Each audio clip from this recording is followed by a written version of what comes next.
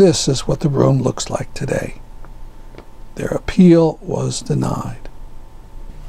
This is the death warrant.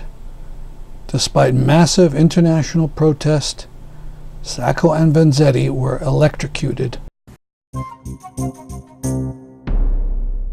So if this law passes, this law against speech, you might be prepared for a spectacular breach. Hello, my name is Stanley Heller. Welcome to The Struggle. The Struggle is shown on over 30 cable stations from Vermont to New York City, on the internet at thestruggle.org. Today, Sacco and Vanzetti, the anti-fascist rally in Boston, and a song by David Rovics about the anti-boycott bill. This is August 23rd. It's the day 90 years ago that Sacco and Vanzetti were executed. And back of me is the Supreme Judicial Court of Massachusetts. It's here where their final appeal to the Supreme Court was heard many years ago. To their credit, the officials who run the John Adams Courthouse building have set aside a room for an exhibit about the case of Sacco and Vanzetti, and they make the point that the two did not receive a fair trial. Here are photos from April 1920, when a gang in 2 cars held up and killed guards transporting $15,000 in payroll money for a factory in South Braintree, a town south of Boston. The police arrested Nicola Sacco and Bartolomeo Vanzetti, and their 7 years of hell began. These are their mugshots. The judge allowed the prosecution to stir up the jury with irrelevant facts, like their refusal to accept the draft, their Italian immigrant background, and their unpopular political ideas. None of the stolen money was ever found. It was a huge sum, $180,000 in modern buying power. No other people were arrested for the robbery. Sacco and Vanzetti saw that they were going to be convicted for their beliefs and mounted a political trial. Nevertheless, they were found guilty. In 1926, the appeal went to the Supreme Court, which was housed in the John Adams building. These are some of the justices, and this is what the room looks like today. Their appeal was denied. This is the death warrant. Despite massive international protest, Sacco and Vanzetti were electrocuted on August 23, 1927. A large police presence watched over the crowds. Artists like Ben Shawn created works honoring Sacco and Vanzetti and denouncing Governor Fuller and the president of Harvard, who headed a citizens committee that decided the trial was fair. It took 70 years before Massachusetts admitted it had made a mistake. In 1997, Governor Michael Dukakis issued a proclamation declaring any stigma and disgrace should be forever removed from the names of Nicola Sacco and Bartolomeo Vanzetti. He set August 23rd as Sacco and Vanzetti Memorial Day. Here's a name, the sculptor Gutzon Borglum. You certainly know of his most famous piece on Mount Rushmore.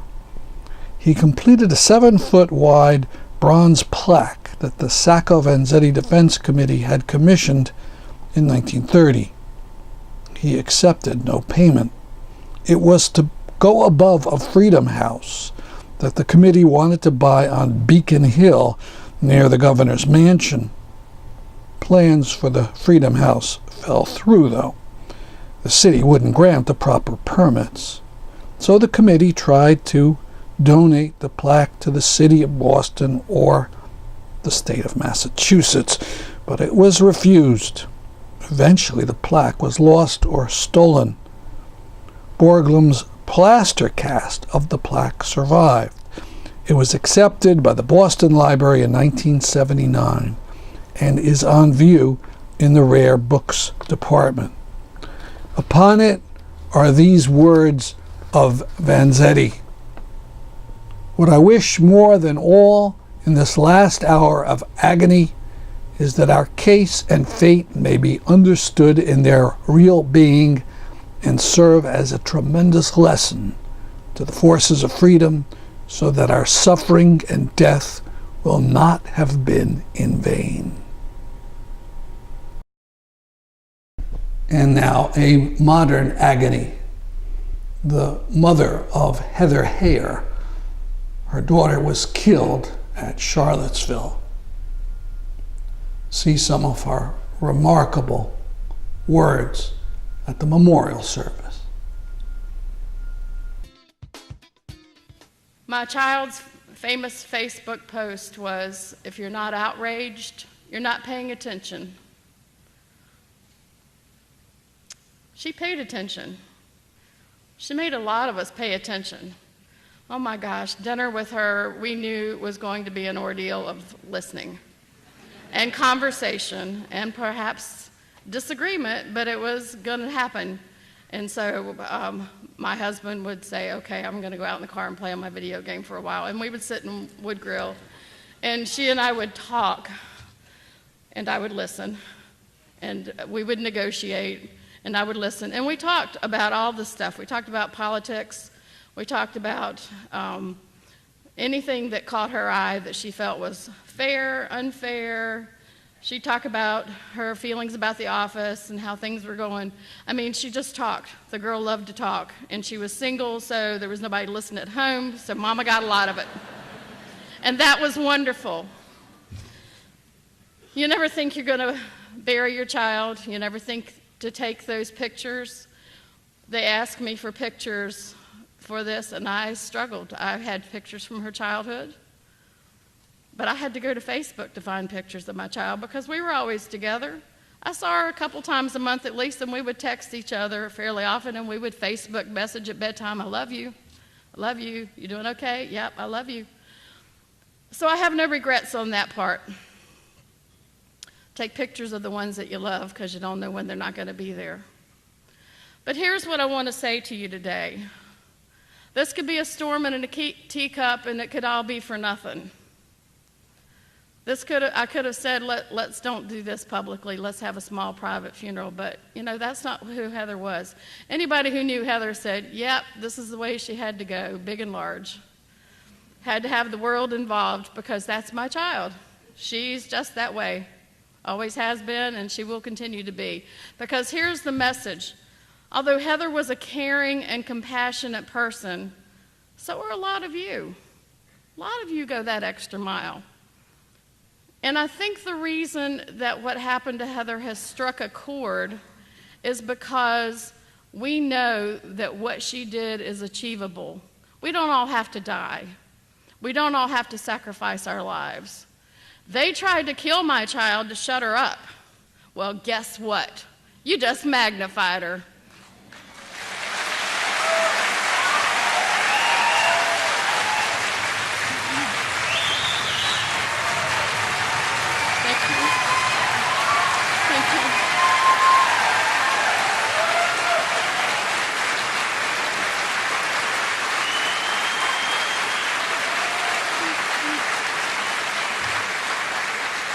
Heather died as part of a righteous effort to successfully stop a rally of 6,000 neo-Nazis and Klan. A week later, in Boston, 40,000 people took to the Boston Common to protest a neo-Nazi rally there. And it was so successful that only a handful of the alt-right showed up. I interviewed Bishop John Selders, who traveled from Connecticut to Boston to take part in the protest. I'll be speaking with Bishop John Selders, who's a pastor at Amistad UCC, a leader in Moral Monday, Connecticut, and he's just back from Boston. How was the trip? It was a good trip. It was also, in some ways, we're responding to the call that went out. So it was a bit, it's a bit jarring that here we are in 2017 having to do the very same things we've done, in times past. In fact, I saw one sign that was never more exemplary of that than the sign that says, "I'm sorry, didn't we do this already in the 60s?" Yep. So in some ways, it felt like that. It felt like, here we are again. So Charlottesville, you weren't there in that anti-fascist march, is that right? That is correct. We in fact were invited and had some, thought that maybe we should go. We were called away with responding to some family issues in Chicago and St. Louis, so we were not there.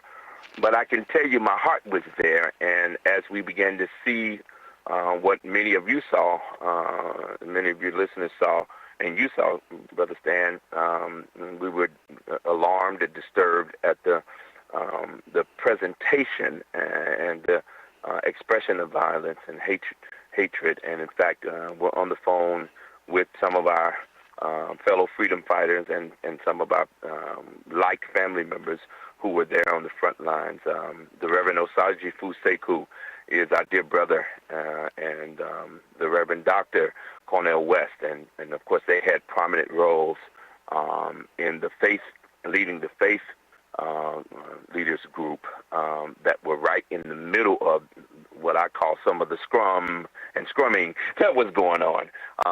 What our dear sister, the Reverend Dr. Tracy Blackman, was also, in fact, involved in that. We've known her for a very long time. She's a fellow St. Louisan, in fact, and so saw a disturbing event where she was literally, taken away out of harm's way as she was doing a report, a live, television interview on MSNBC.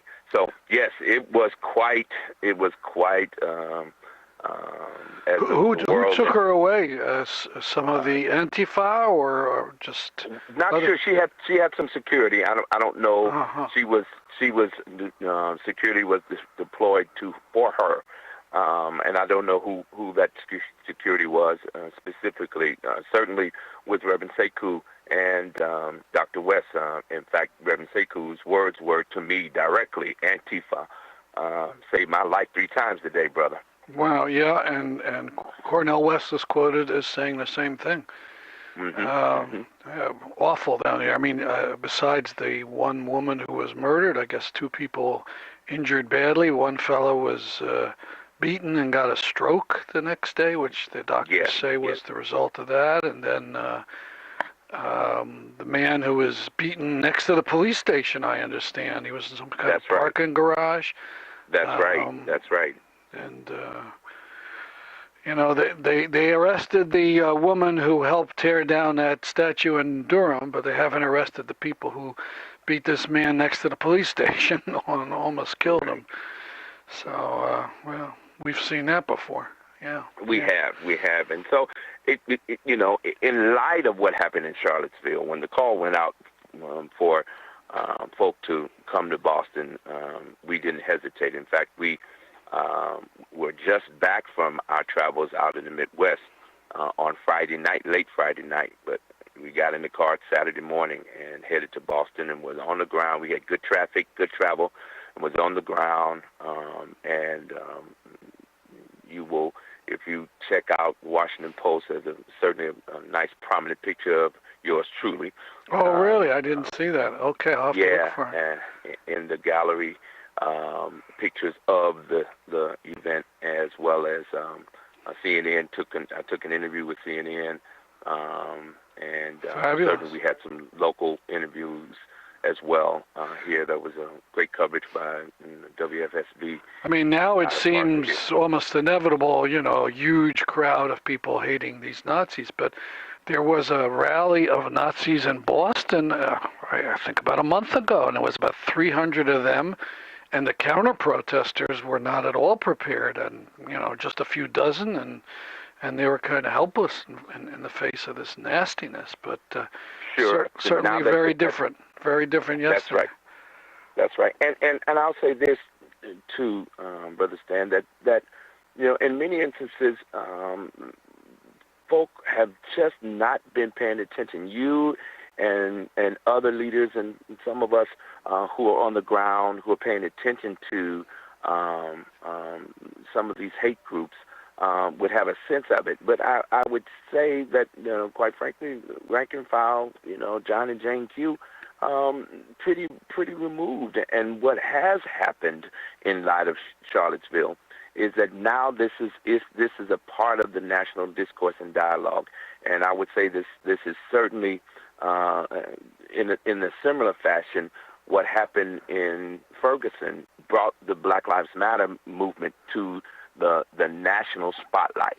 And it appears only when there is some national spotlight, when there is some attention paid to the hate, to the brutality, then we might then get a chance to bear witness in larger crowds and people being activated. So the momentum's going our way, at least for the moment. They thought there was going to be a rally of 6,000 Nazis in Charlottesville, and that was defeated.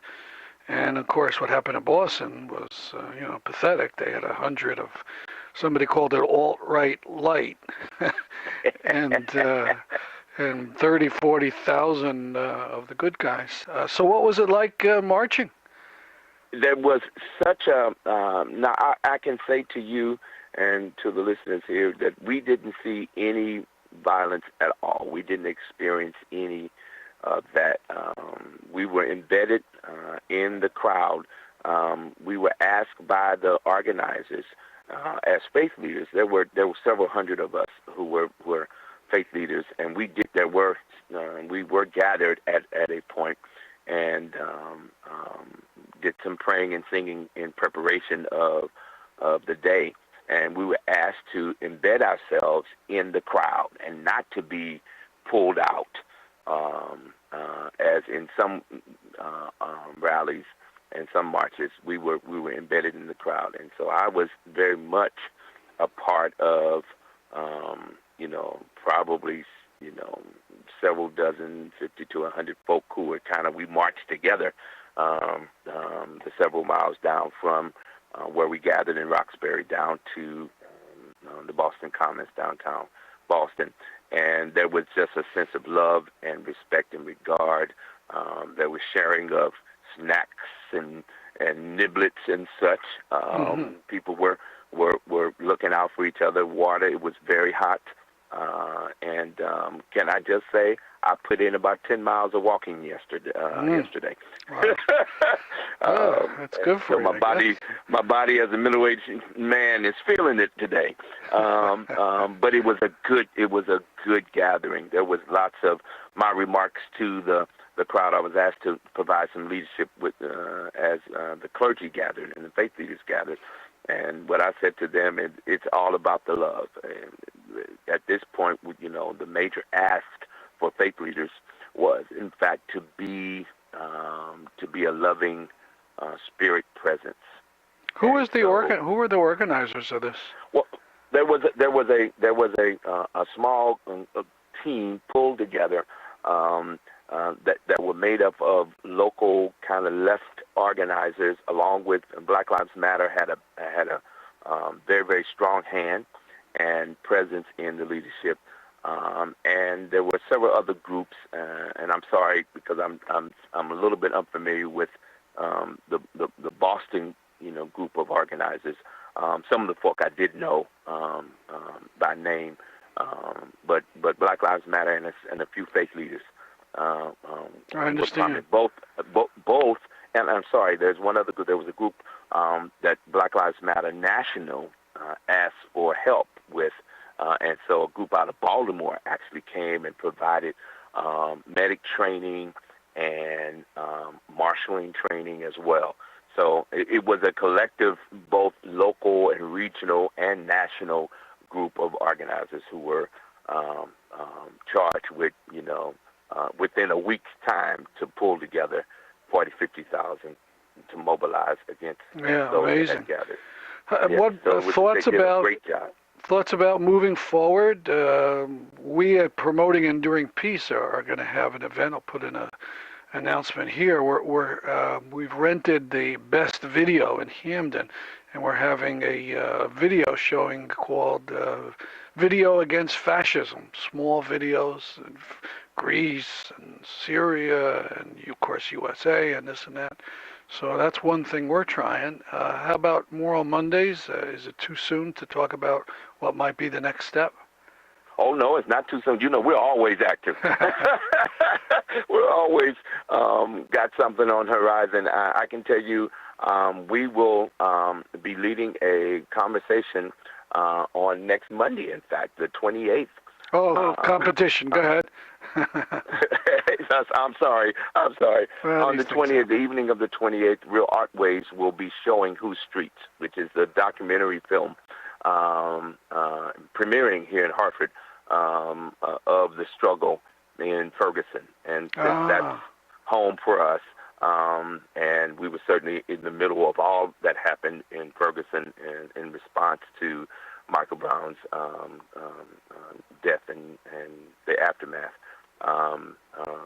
We're partnering with Real Artways to provide some commentary and. That sounds great. What time is that? That's going to begin at 7 o'clock on Monday the 28th at Real Artways.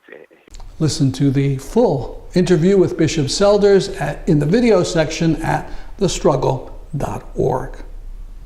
The size and power of the protest in Boston convinced Act for America to cancel some of its, or all of its, Muslim-hating rallies across America. Amy Goodman explains. A slew of right-wing and white supremacist rallies have been canceled across the country following the massive nationwide protests against white supremacy. On Saturday, up to 40,000 people poured into the streets around the Boston Common to protest a planned rally by white nationalists. The flood of counter-protests so overwhelmed the white nationalist rally that aerial photos show only a handful of extremists even showed up, and that they spent the day huddled in a gazebo on the Boston Common. Thousands more rallied over the weekend against white supremacy in dozens of other U.S. cities. In response, far-right and white nationalist groups have canceled 67 upcoming rallies, saying the protests will instead be held online. Meanwhile, Pennsylvania State University has become the fourth university to refuse a speaking request by white nationalist Richard Spencer since the deadly white supremacist rally in Charlottesville on August 12th. For the moment, the momentum is going our way. What to do next? Video and discussion in Connecticut.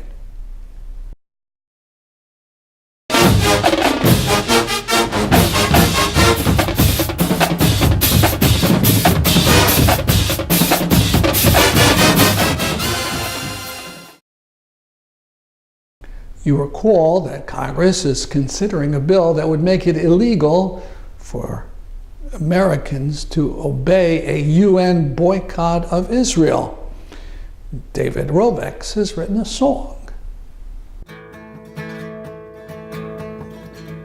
There is a small country with very deep pockets and a collection of hundreds of nuclear rockets. A country that's run by a system of laws that has children in prison without any cause, where a minority rules an occupied nation that lives and dies in subjugation, an apartheid state, if there ever was one, since 48, when the settlers won. And there is a big country that's ruled by the dollar, where those who have money hold the dog by the collar. AIPAC speaks, senators jump, from those among them who are lovers of Trump to the liberals in Portland, Seattle, D.C. Wyden and Cantwell and Ted Cruz agree that the harshest of means are justified by the ends, whenever it comes to to our Zionist friends. So AIPAC proposed, Ted Whiten concurred. To talk of a boycott is completely absurd and must be opposed by a very big fine and 2 decades in prison if you step out of line. So if this law passes, this law against speech, you might be prepared for a spectacular breach, though no one would have the least bit to gain and a whole lot to lose if you were to sing this refrain. If you support the boycott of Israel, if you support the boycott of Israel. Such a short chorus, but not easy to sing when you think of consequences it could bring.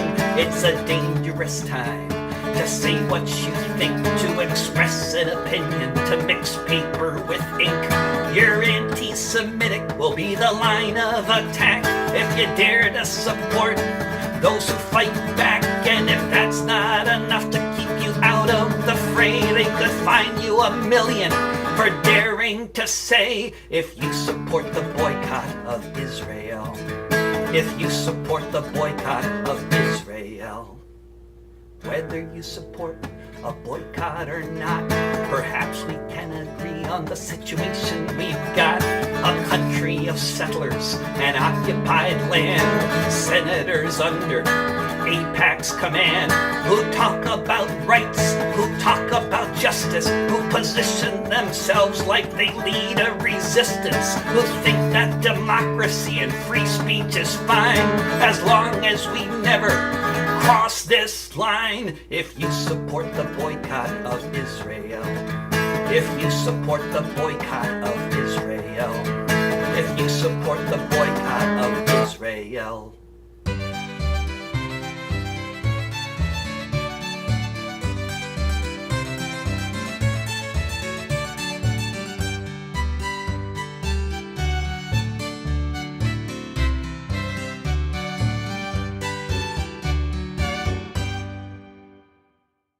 That's our program for today. See you next week at this time.